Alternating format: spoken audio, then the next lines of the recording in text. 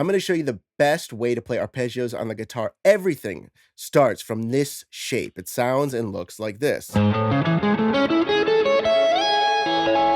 an A major 7 arpeggio. So you have this shape and everything repeats. And I'm going to slow this all down in a second. I just want to show you how powerful this is.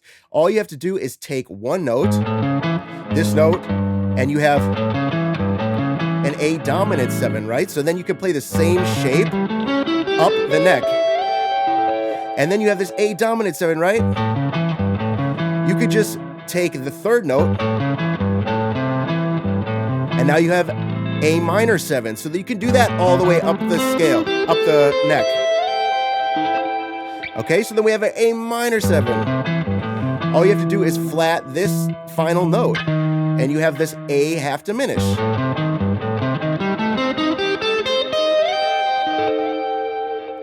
Okay, and finally you can do a diminish by just flatting the first note.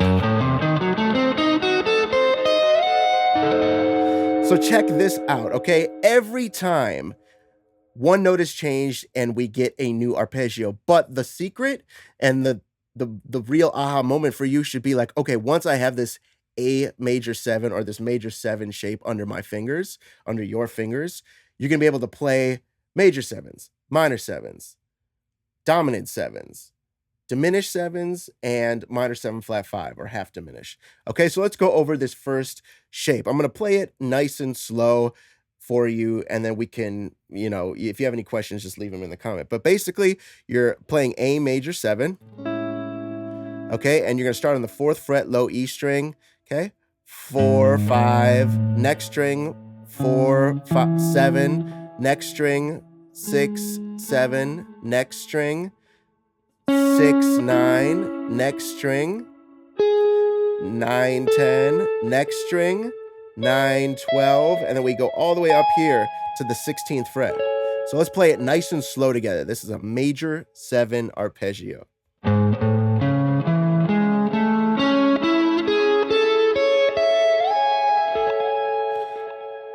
Once again, let's slow it down even more.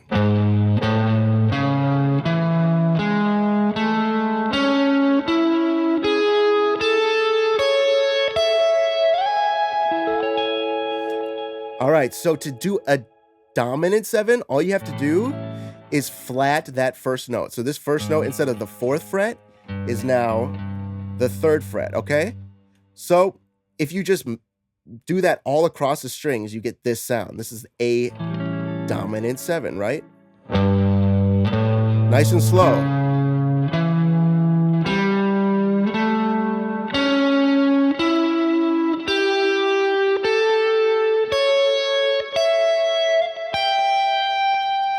Right? Because that first note you're just flatting, okay? So that's very slow what you should be doing. Okay, to do a minor 7, all you have to do is flat this note, which is the 3rd note of the arpeggio. So I'm going to play A minor 7 arpeggio nice and slow so you can follow along.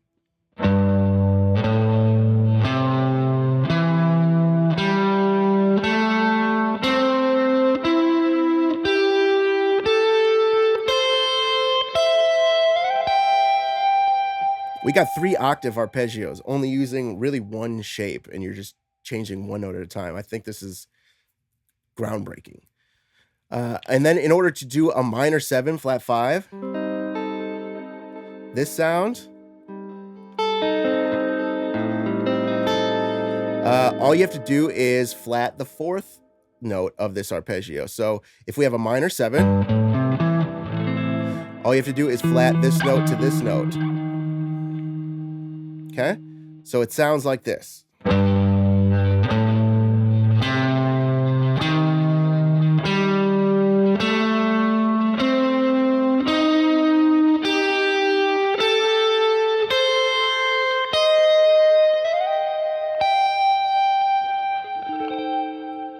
Okay, and then the same thing for the diminished. You just got to flat one note from the minor 7 flat 5, and it's the first note. So That first note should now be the second fret, right? And it sounds like this.